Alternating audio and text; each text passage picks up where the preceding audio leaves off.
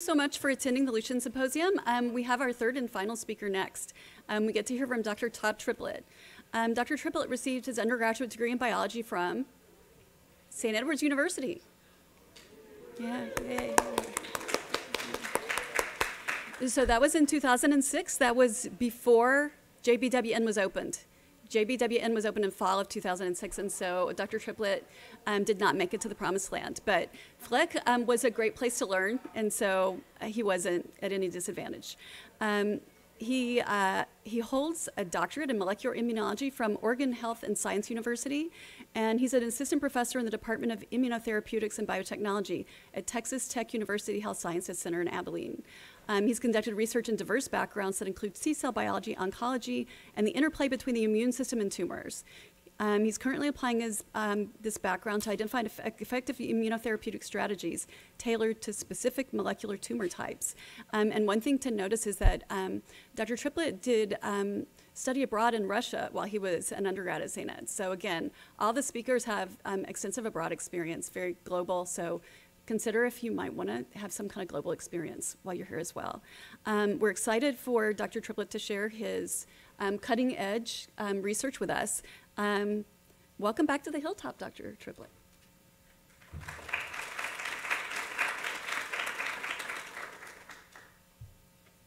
Well, thank you for the kind words, and it really is an honor to be here. And I can't tell you how much St. Edward's really had an impact on me and my career, and where I am today. And I'll kind of intersperse that throughout my talks about some of the lessons I learned at St. Edward's and my career trajectory. So today's talk, if I can get this going, talk about my research experience and background, what led me to the field I'm in and what I'm studying right now. I'm going to intersperse it a bit with little crash courses in tumor immunology and immune responses.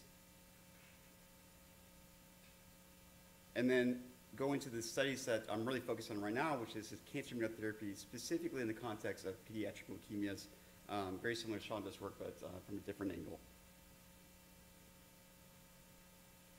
And then lastly, I'll talk about future directions and summarize the results and acknowledgments, both to the project as well as former faculty here at St. Edward's University. So previous research experience and training began here at St. Edward's University. And to be honest, I really was not on the trajectory to become a scientist. I was more on the trajectory to become an Air Force pilot. And it wasn't really until my mom got lupus that really sparked an interest in me of how the immune system versus self versus non-self. And I am very envious of people who go into undergrad or even graduate school and know exactly what they want to do and where they want to end up at the end of their career. I've been one that I would emphasize to keep an open mind in undergrad as well as throughout your career, whichever way you choose. But as Dr. Bain mentioned, St. Edward's was very different then. Sorry. This is Fleck Hall. It's actually a stock photo from 1958, but this is exactly what it looked like in 2006. And from my understanding, it was like an Army surplus storage area. And even Fleck Hall looks different now. So like Austin, there's a lot of changes, a lot of really positive changes at St. Edward's University. It's almost unrecognizable. And it really kind of brings me a lot of joy to see how much the science department in particular, the School of Natural Sciences has progressed since when I graduated. And so again, my mom got lupus, and again, this really kind of sparked an interest in me about how the immune system differentiates between self versus non-self. And to give you kind of just a real quick overview about immunology and the mechanisms related to tolerance, your organs are constantly presenting peptides from inside the cell onto these complexes called MHC complexes. And this is to present to the immune system what's going on inside the cell. Is there an infection? Is there something pathogenic that we need to get an immune response to clear it? And so, but the MHC molecule doesn't differentiate between whether or not I need to present a pathogen, that this is dangerous or not. It's constantly presenting whatever is inside the cell. And because it's constantly doing that, and there's no danger signals from an infection like inflammation, basically we have these T cells, and each T cell clone expresses a unique what's called a T cell receptor. which has a certain affinity for these complexes or specificity. And we generate these self-reactive T cells all the time. But because we're constantly presenting these cell peptides in the absence of danger signals, this basically leads to tolerance by either deleting or leading to suppressive signals that keep them in check. And this is opposite in the case of infection, which is foreign. It's non-self, right? So you get infection, say hepatitis in the liver. Part of that pathogen gets loaded onto MHC molecules. Now you have danger signals. Your immune system hasn't been tolerized. This is foreign. And here comes a clone that can bind to it. Again, it's naive. And this leads to its activation and clearance of the pathogen and the antigen in a typical infectious disease setting. Sorry, this button's really confusing because the up is going backwards and the down is, anyway, so bear with me, I'll get it. And so, one of the other major things that had an impact on me, again, as mentioned before, was a summer research project. I really highly recommend doing a research project for multiple reasons. For me, it just solidified what I wanted to do. But research isn't for everyone. Reading the Scientific American is exactly what science is. There's, as well as it looks good on the resume. You also want to know what field you want to go into. So I really encourage all of you to do a summer research project. So my summer research project was kind of along the lines of self versus non-self. So at that time, stem cells were really a hot topic. The problem is that you can't take stem cells from somebody else and inject them into yourself because it's basically non-self, right? It's foreign, which, as we just talked about, can lead to an immune response. This is the basis of allograft rejection. And so to circumvent that, we basically try to cleave off MHC molecules so they couldn't present it to the immune system. But the point of this is this just kind of solidified my passion and my interest in sort of problem solving in science. And it's a theme of mine throughout my research, even though it's kind of a different field, this theme of self versus non-self. And I'll explain how tumor immunology kind of fits in with that. So following my undergraduate studies, I was highly prepared to go to graduate school from St. Edward's University, and then went to a graduate school in Portland, Oregon at the Oregon Health Science University. And at that time, I should say, I was really kind of set on doing autoimmunity. That's what I really want to focus on. So it's almost a little bit about the two previous talks of doing type 1 diabetes, kind of autoimmunity, or doing cancer research. And so it wasn't until I rotated in a lab that was doing cancer immunotherapy that I decided to give that a shot. And I just thought that, and again, it's part of the lesson here is to kind of keep an open mind. I really thought that it had a lot of potential. It was really interesting. And at that time, it was kind of an obscure field. I'll talk here in a little bit, but we're almost viewed as charlatans because there really wasn't clinical data to back up what we're finding in mouse models. And speaking of mouse models, so some of the earlier evidence that the immune system played any role whatsoever in cancer controlling cancer is really elegant experiments by Dr. Schreiber, where they injected carcinogens at a low dose into immune-competent mice, and they basically got a certain frequency that would develop tumors over time, and they compared that to immunocompromised mice with that lacked an adaptive immune system, and a higher frequency of these mice developed tumors, and they also grew at a faster rate, suggesting that the immune system can maybe recognize it and control tumor growth. Now, that could be because innate responses, so there's what's called innate and adaptive.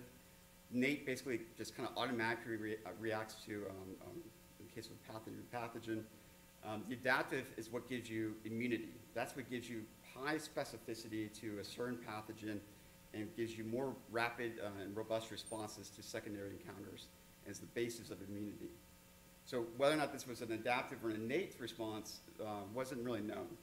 So to test that,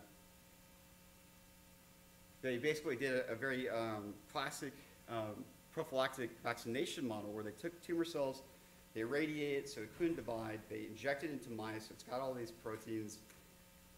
They then wait a while in case it does develop an adaptive immune response for it to develop memory cells, and then they inject the same tumor cells, but in this case they're viable. And what they found was that that was protected, showing that it can recognize tumor cells. But again, whether or not this is potentially, tumor specific or not, which is again a hallmark of adaptive, they took that a step further by taking mice that were vaccinated with the red tumor cells, but now challenging them with an unrelated tumor cell line, and this tumor grew, showing that it develops tumor-specific immune protection against that particular tumor cell line. And then other studies went on to show that specifically it was T cells that are really important for recognizing tumor cells. So how is this occurring? So as I mentioned before, pathogens, they're foreign, they obviously activate the immune system. With self, this leads to tolerance. When you think about a tumor, it's not a parasite. It's not taken from somebody else. It's not an allograft. It's yourself, right? The main difference and the thing that can get recognized is the whole reason it can proliferate like it does uncontrollably is because of mutations. And so those genomic mutations give rise to altered proteins, which are foreign, right? And there's also some danger signals involved with the tumor cells. And so that's kind of the basis of how the immune system can recognize a tumor. And again, this is primarily T-cell mediated. Now, because it's kind of in between the self and non-self for infectious disease settings, the T-cell responses are kind of in between this as well, if that makes sense. So they're not fully activated. Instead, the antigen isn't cleared. They're kind of chronically activated, almost like towards a self protein, but in this case, they were activated at the beginning. And this can lead to exhausted states, which means that they're dysfunctional and there's certain suppressive signals that keep them in check. And so what's kind of interesting too, I would like to point out, is that in those mouse models, where they basically compared immune compromised mice versus immune competent mice, and saw that difference, there's this idea that we probably develop tumors throughout our lifetime.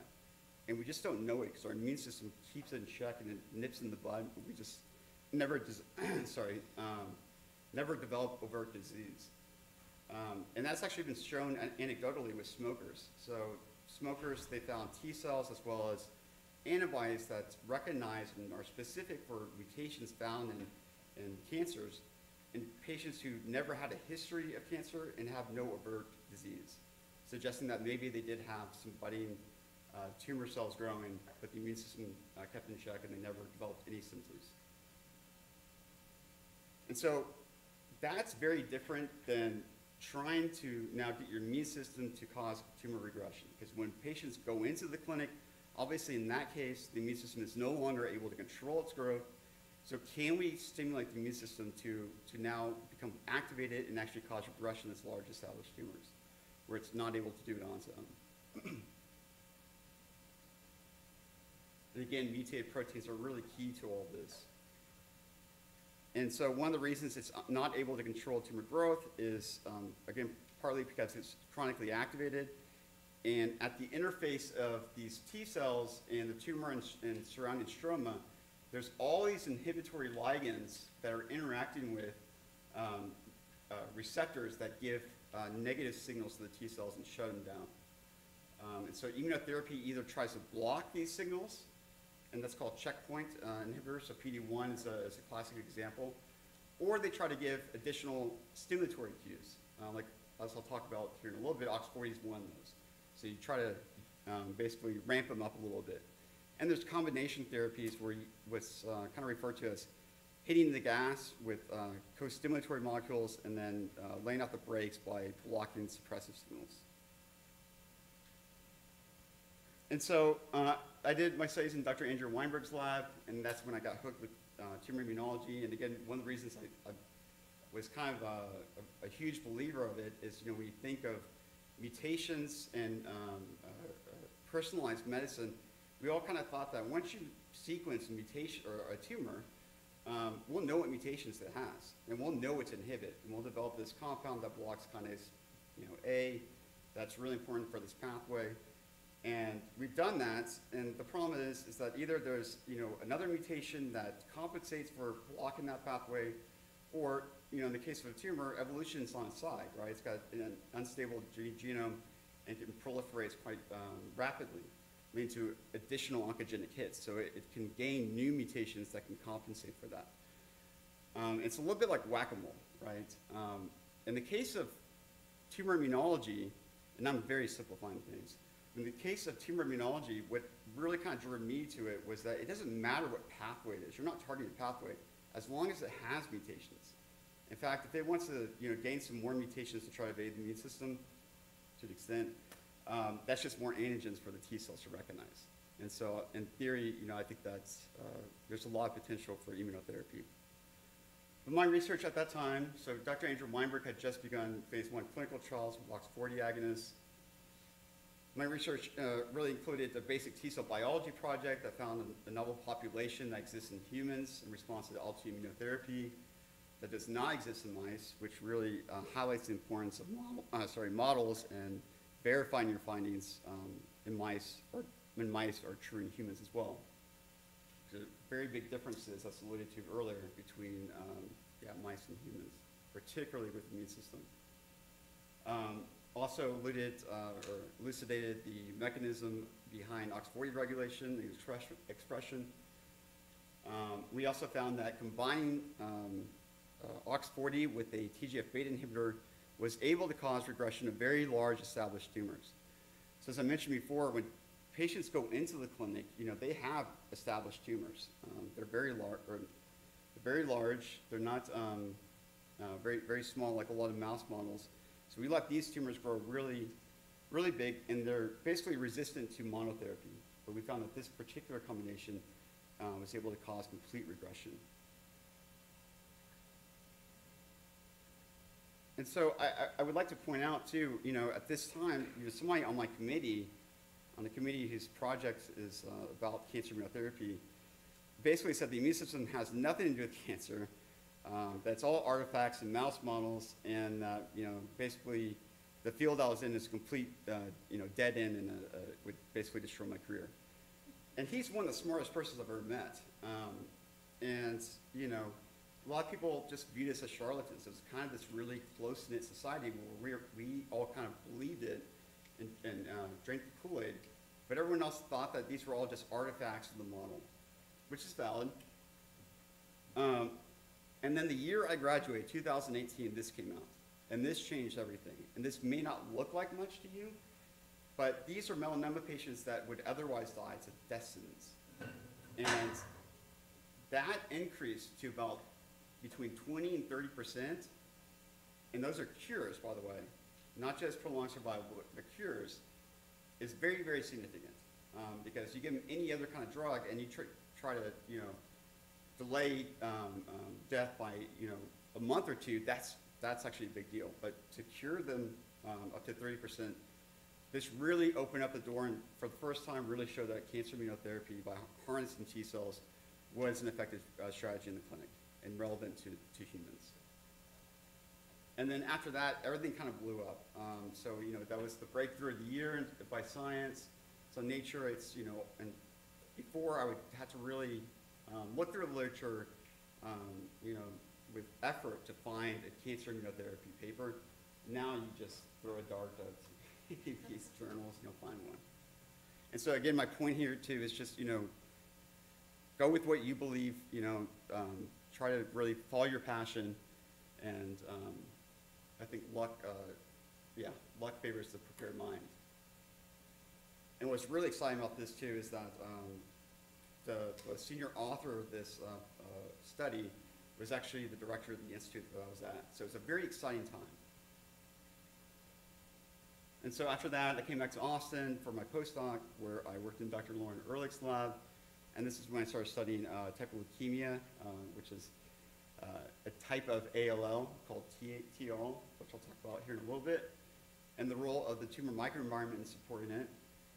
And then also talking about nutrition and amino acids, I worked with Dr. Georgiou, where together we used a novel therapeutic enzyme to target kynurenine to show that tryptophan, which is an amino acid, that tryptophan depletion by IDO isn't the primary mediator of suppression, but really its breakdown to this metabolite kynurenine is what's driving T cell suppression, which answered a really long standing question about the role or the mechanism of IDO suppression in the tumor microenvironment. And so now I've just basically opened my first independent lab at Texas Tech University Health Sciences Center, where I'm integrating these experiences in basic T cell biology, T cell malignancies, and tumor immunology. And I'm applying this specifically to cancer immunotherapy in the context of TALL. And I pronounce it TAL. I think it's because I'm from Texas, so some people say ALL.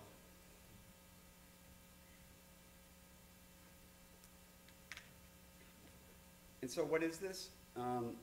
Dr. Chandra did a great job in introducing the importance of studying this disease and gave some excellent background on ALL. TALL is a very specific one called T-cell acute lymphoblastic leukemia. And it's a subset of ALL that arises from immature T-cell progenitors that develop in the thymus and result in systemic disease.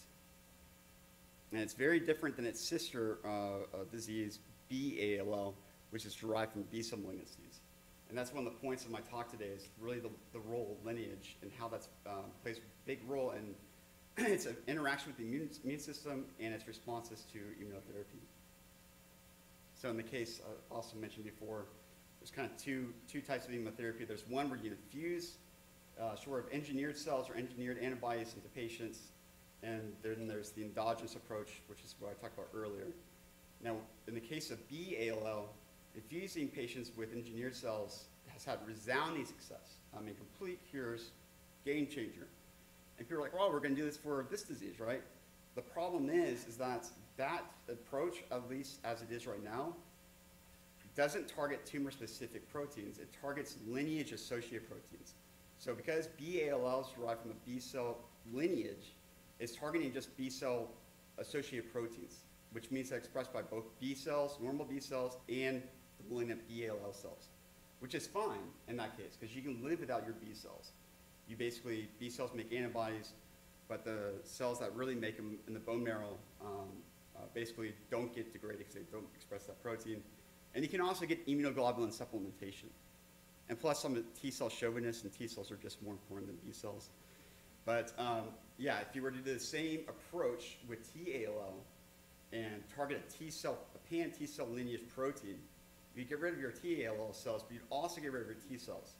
Now think of AIDS, but worse. You're not getting rid of just your CD4 T cells, you're getting rid of your CD4 and your CD8 T cells, and you're getting rid of it in perpetuity and basically permanently, unless you have some kind of built-in kill switch to get rid of those CAR T cells, because they're just going to keep killing them. And they can't get supplementation. You can't get T cells from another person because that's foreign. So, not to go on a rant, but I just think that other research avenues need to be explored. Basically, all the research in immunotherapy has been focused on CAR in the context of TLL. But I think that this other endogenous approach should be investigated. And also alluded earlier, there is a relatively high survival rate. First of all, TALL has a much worse outcome than BALL, and lots of times that doesn't get differentiated. And that's because TALL is just, it's a little bit more, it's more rare than BALL. And second of all, those that it does cure, well, it doesn't cure everyone, first of all, and then patients who fail to respond don't respond to second treatment, or the chances of responding go down by half each time they fail. And those that do get cured, it's detrimental. It's, really, and I can't emphasize this enough, high dosage, multi-agent, prolonged regimens of chemotherapeutics. And this has, again, as mentioned earlier, a very detrimental effect on these patients, anybody, but particularly people who are developing. And, there's really a need. So lots of times they just look at that statistic, well, we're good, we got up to 80%, why do we need to study this further? But it's, these are kids. And so, again, immunotherapy might be able to treat disease while having less toxicity. And so, again, this really hasn't been explored in this disease. And I should also mention, most of the research in TLL has really been focused on the genetic mutations. And we basically sequenced them and have a really well-characterized map of TLL, all the different subtypes. And this line of therapy, I'm not saying it's not going to work eventually, but has yet to identify immunotherapeutic target that is able to be effective and not toxic thus far for TLL. And so again, we need to explore other research avenues, immunotherapy, endogenous particularly being one of them, and this basically is unexplored. And TLL also presents some unique challenges that I'll talk about, which also make it really interesting. So some of the unique features, it's been really questionable about whether or not this disease and others like it would respond to endogenous immunotherapy. And that's because, as I mentioned before, the source of what makes it foreign that alerts the immune system are mutated proteins, right? And so if you look at the far right end, you see lung and melanoma. Lung is caused by carcinogens. Melanoma is caused by UV radiation. That leads to a lot of mutations. And these are the most responsive to immunotherapy. As I mentioned before, the seminal paper was done on melanoma patients. And so it's been thought that mutational burden correlates with responsiveness to immunotherapy. So then you look at ALL. My daughter's heard this a million times, so she's getting angry. If you look at ALL, it's on the far end of the spectrum. So people are like, well, why study that? There's no way it's going to respond. But this predictive model, first of all, which again is a valid point, this predictive model is based off solid tumors. And it's changing a little bit, but a lot of the research has been really focused on solid tumors because it has been effective in lung melanoma and not as much in leukemias, at least outside of CAR therapy. And one of the things is that there's unique differences that model might not hold up for ALL or leukemias. And there might be certain features that overcome that limitation in low mutational burdens. And a part of that is the tumor microenvironment.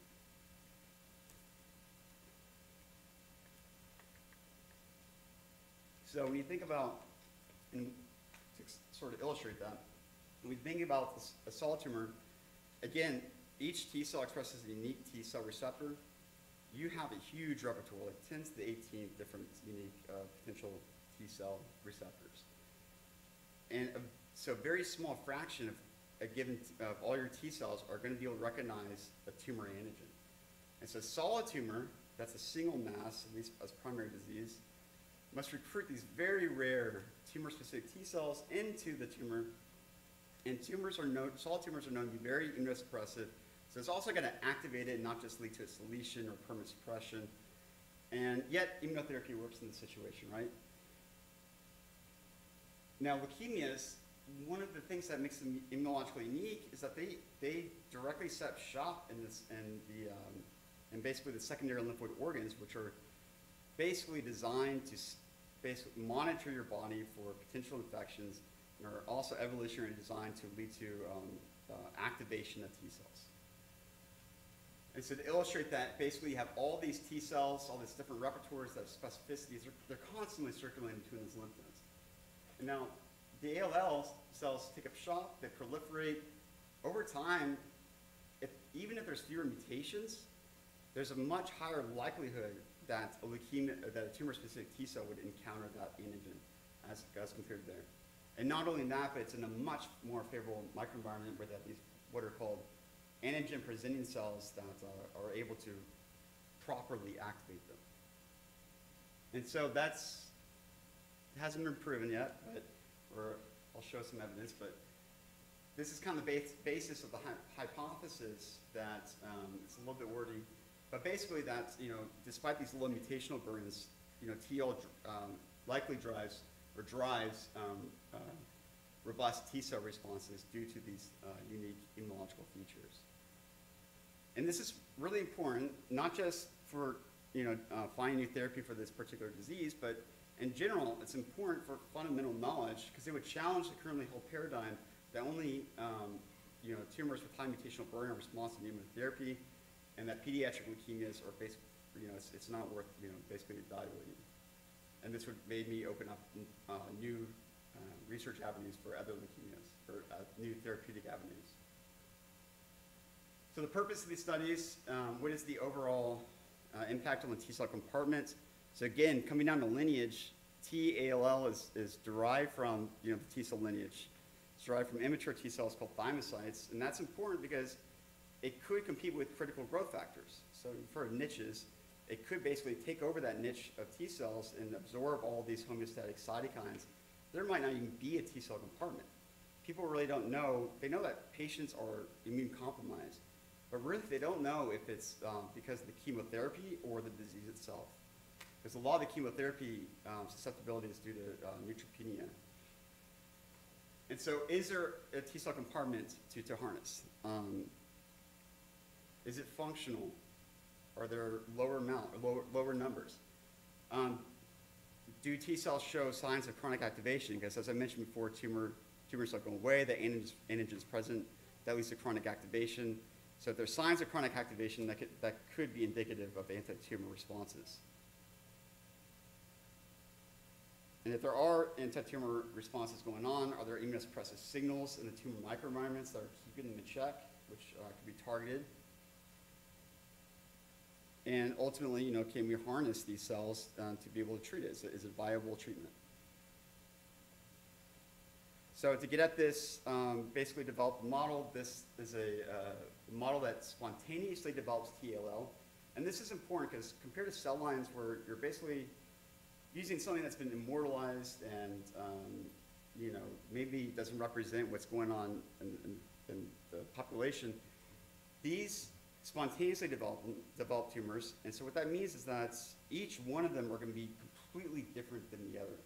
And that's important because, if I find that, like, say, this tumor, inject them in a cohort of mice, I find these responses to the tumor cells by the T cells. But then I take another tumor and I don't see those responses. Doing those comparisons to see why that is can lead to additional mechanisms of tumor evasion as well as activation. But anyways, so this is a primary tumor model, and then we take these primary cells, spontaneous model, take these primary cells and then transplant them into a cohort of mice that express a unique protein called CD45.1, and that's just to differentiate between the injected TL cells, which are CD45.2 positive, from the normal T cells that are in the host. Now, before I go into the actual data, I know it's a lot of background, but I think it's necessary to go over this technique, flow cytometry, for those of you who don't know it. It's really the workhorse of my lab and immunology in general. And it's similar to immunofluorescence, where you basically have an antibody that recognizes a protein of interest that can maybe identify a cell type that's conjugated to a fluorophore that you can then measure by exciting it and measuring the emission. But instead of a linear or a planar piece of tissue and look at that spatial information, what you do is you basically will mince up the tissue and create a single cell suspension, first of all. So then you look at individual cells, so you can quantitate proteins on individual cells, and you can do a lot more. So nowadays, with spectral cytometry, you can do up to about 50 different proteins at once, or fluorophores at once. And it's incredibly powerful. And so it's basically, you label them with, you give in with these 50 different antibodies. It'll label some of them. The laser will hit the fluorophore, and basically will measure the emission. And it keeps track of individual cells for each laser and each fluorophore for what proteins are expressed, or fluorescent signal, at least that's given. And long story short, this is what you end up with. And what's shown here are basically individual dots. So it gives you a lot of information, a lot of cells, individual dots. This is basically CD8 protein on the x-axis and expression of CD4 protein on the y-axis. So it's just a way of visualizing the data. So basically what this is saying is that there's 25% of the cells are CD8 positive, which are a type of T cell, and 60% are CD4 positive, which are another type of T cell.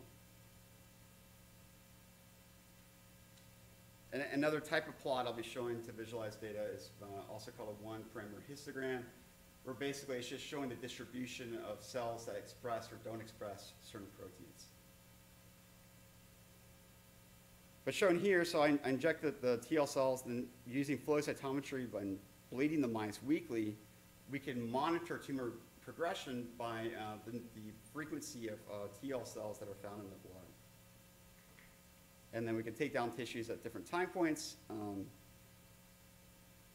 and also begin treatment at different time points, and evaluate T-cell responses. So basically, in a normal situation, TCR is activated, so it starts off as naive, meaning it's never experienced antigen before, it's activated, and then they differentiate into these short-lived effector cells. And these are the ones that actually actively fight an infection or are responsible for, in case of infectious disease, clearing the pathogen. So these are the ones you want. And so they are basically identified with, by their upregulation of KLRG1 at this stage and downregulation of CD127. So we asked whether or not we can find evidence of an active ongoing immune response or T-cell activation, and indeed found this increase in short-lived effector cells in the mice transplanted with TL compared to the tumor-free control mice. Now, again, in most circumstances, those cells would just get rid of the pathogen, which means the antigen's cleared. And because the antigen's cleared, the TCR is no longer becoming activated, and they basically will differentiate into resting long-lived memory cells. As I mentioned before, what goes on in the tumor is very different. So the tumor is not cleared, the antigen, the source of antigen and TCR stimulation persists, and this leads to chronic activation of T cells, which leads to different exhausted states. And this is, basically there's distinct stages, and tox is an important transcription factor that epigenetically programs these cells to become exhausted. And then you also get upregulation of things like PD-1, which again is an inhibitory receptor, which basically keeps these cells in check. And this relates back to tolerance with autoimmunity, where this molecule is basically, if these cells are becoming chronically activated, the immune system's like, well, something might be wrong, you might be attacking yourself, let's slow down a bit, upregulate PD-1. But obviously this isn't good in the case of an anti-tumor immune response. And eventually they can become terminally exhausted. So we want to know really about these markers right here. Because if these are upregulated, this would suggest that there's not just some activation, they are chronically activated. And what we found was actually really surprising because, in a solid tumor, well, not to compare to solid tumor, but a spleen, normally has a huge repertoire of T cells, and we found a very high frequency of cells that upregulate PD-1, which could indicate either recently activated or exhausted. We verified that these are exhausted by upregulation of tox. And again, this is a really high percentage, much higher than we expected, which may indicate that these cells are clonally expanded, meaning that these are a few T cells that respond to the tumor and expanded, maybe 1,000, 10,000 fold. And to give you an idea of how this compares to infectious disease, I guess, if you were to look at a viral response during acute infection, you'd maybe get a very, maybe 5% of your T cells would be specific for the virus, at least in this point. So this suggests that there are potentially anti-tumor immune responses going on. Now, one of the defining features of exhaustion is the loss of certain effector functions, which are thought to be sequentially lost. So the more prolonged these cells are chronically activated, they'll lose the ability to produce IL-2, followed by TNF-alpha, followed by interferon gamma.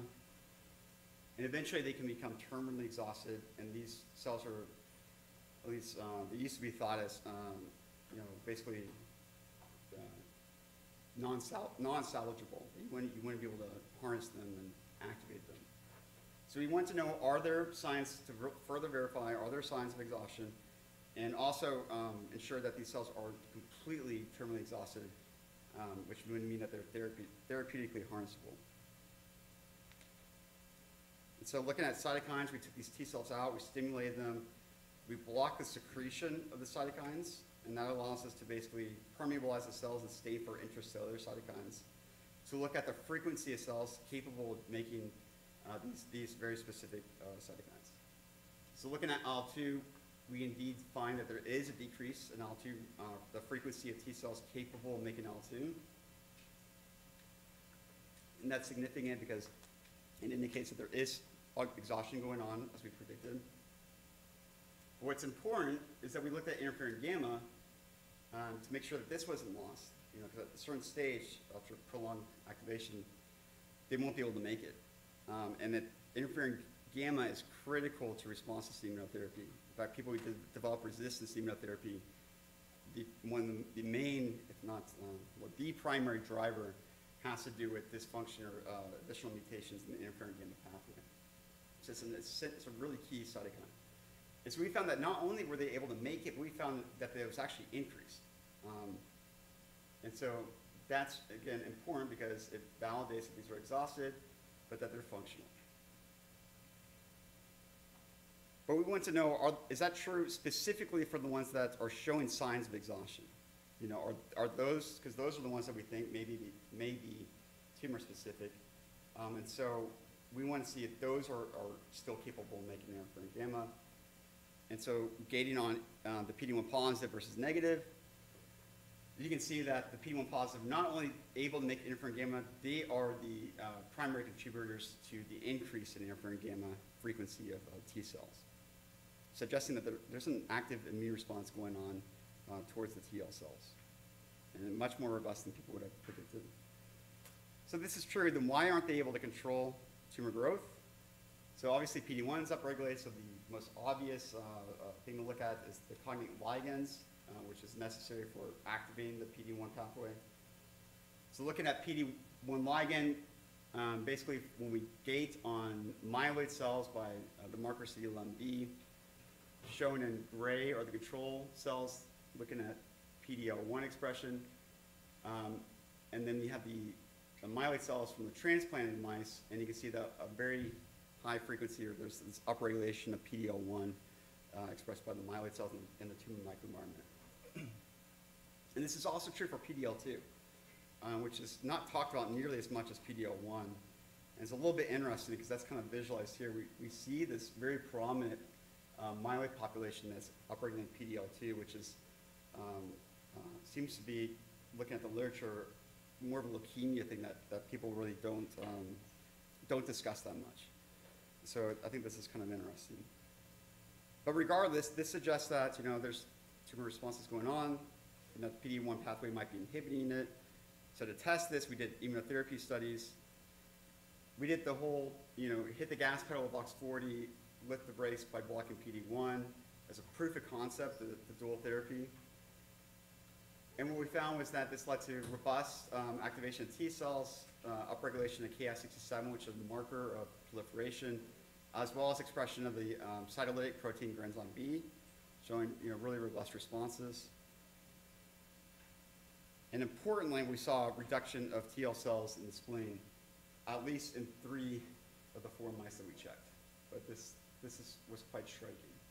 Now, we did treat it early, so this isn't really established disease like a patient, but still, it's a proof of concept because, again, in this case, it's been questionable about whether or not it can even be recognized by T cells and generate a robust response.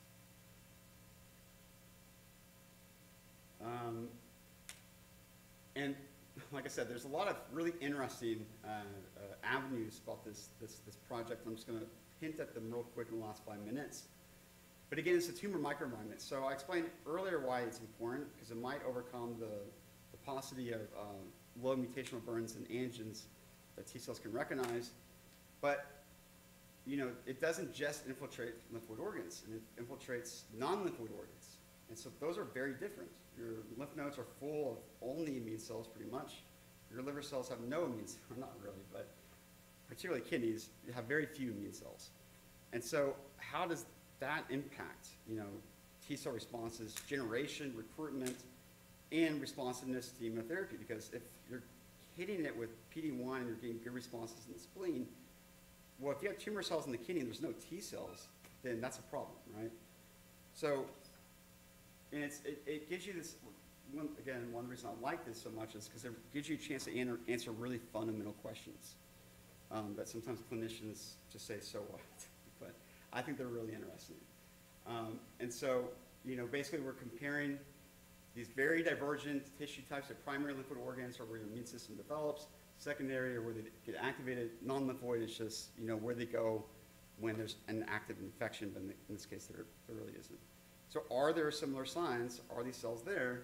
Surprisingly, yes. There's actually quite a few with exhaustive features, as a frequency at least, of the T cells that are there. This is really surprising.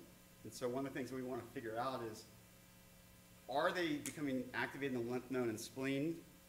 And all these cells that we're seeing here in the kidney, lung, and liver, are those basically cells that traffic there from those activated cells that are activated at other sites? Or are they being activated in situ independently at these sites? And so one thing that we're going to do is TCR, single cell mRNA with TCR, to see if these are overlapping clones, which would suggest that there's a common source, most likely a lymphoid organ, or they're completely independent and there's no overlap in their clones, then that would suggest that they're generated independently. We also want to see the immune responses in those different tissues. We're also employing a technique called, it's developed by NanoString, but digital spatial evaluation of different proteins. So basically what this does is, as I mentioned before, with flow cytometry, you create this single cell suspension, right? But particularly in early disease, the TL cells, they don't just disseminate evenly, as you can see here, right? They're all right here. So we mince up a tissue, you're mincing up all these T cells up here that haven't encountered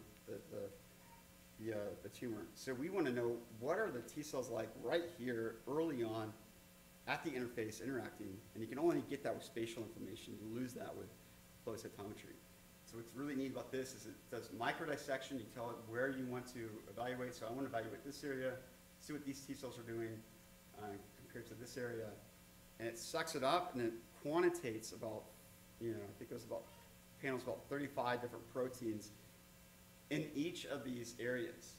And so we can compare T cells at areas interfacing with the tumor cells versus areas that are distal, to see what different receptors that could be targeted or upregulated. And there's a lot of other things that we're doing with this. So it produces a lot of data. We did see that there's T cell responses in all these organs, but we also found that there's very distinct differences or changes occurring, which is expected. So right here, basically it's changes in tumor versus non-tumor in the spleen, lymph node, lung, kidney, and they're very different from each other. You can also do correlative analysis to see, ligands or suppressive factors. They correlate with certain markers of cell types of interest. And then lastly, lineage, which I just don't even have time to go into, but it's one of the really interesting things is, because it's T cell lineage and you're trying to target T cells to become activated, they might express PD-1 and other immunotherapeutic targets. And what happens when you block PD-1, the signal that's normally suppressed for normal T cells, what does that do to a malignant T cell? And so these are really intriguing questions, and actually, because of its developmental stage, I think that it will actually directly kill a tumor cell. But just to summarize, we found all these indicators of anti-tumor T cell responses. These cells are functional, they're not terminally exhausted. We found these in multiple organ types, which have very different tumor microenvironments. And collectively, these results suggest that TL is immunogenic and able to generate not just T cell responses, but very robust ones.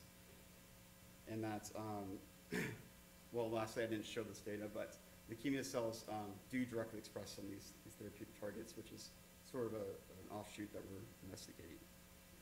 And with that, I would like to thank Josh, who I, unfortunately, it's just really neat. A colleague of mine basically asked if I had any room in my lab and asked where they're from. They're from St. Edward's. I was like, oh, absolutely, And this guy, I mean, you should see it, the number and complicated experiments I had him do, and he picked it up like that. And he really kickstarted this. And so I just have nothing but the best things to say about him. I didn't show a lot of his data because there's just not a lot of time.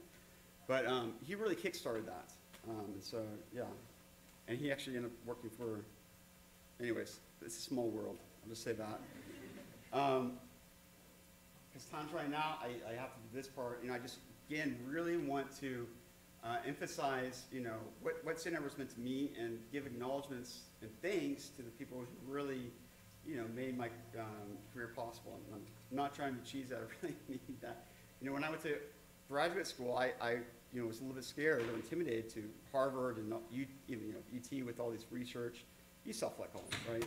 Anyways, it's really kind of didn't know if I'd be prepared or not. And when I got to graduate school, they did an amazing job. Yeah, they really prepared me for the future and, providing me with a very strong foundation. And I'll say this about, all these other schools that are really research focused, their teachers want to do research. They don't want to teach. In fact, I won't even call them teachers, I call them researchers. Whereas the people here, they come here because they want to teach. And I really like the small classes, and I went camping with Dr. Julian Davis, who's no longer here, but, at Enchanted Rock, of course, Dr. Quinn. He's horrible, right? No, I'm just kidding. Overlapped a little bit with Trish, who, it's funny that she said that, encouraged people to go to Russia. She almost sabotaged that because I told him not to take science. I said take history and culture. It is not very good science. it was different. It opened my eyes. Actually, I did a phlebotomy lab, and I have thalassemia, and so they drew my blood, and they said it was the same person who draws Putin's blood. And now I'm like, they probably have that in a KGB bank somewhere, But anyways, Dr. Healy, I don't know if you have any chalk left after throwing down the wall so many times, but I had a blast in your lectures, that's for sure. People who aren't here, Dr. Pesky, I could not find a picture. I guess she's in the FBI, anonymous. Dr. Hook, I was telling stories earlier, but nothing but the fondest memories of Dr. Hook. New characters, Dr. Gold and Dr. Hodges, and also Brother Romard. So that was kind of mentioned at the beginning. This is Lucian. He was an amazing guy. I mean, he was the nicest guy I've ever met, and a very, just a kind soul, and a good scientist, and a great scientist, and he taught physics, and all these people had a really profound impact, and I have different memories and different fondness in different ways. So, yeah.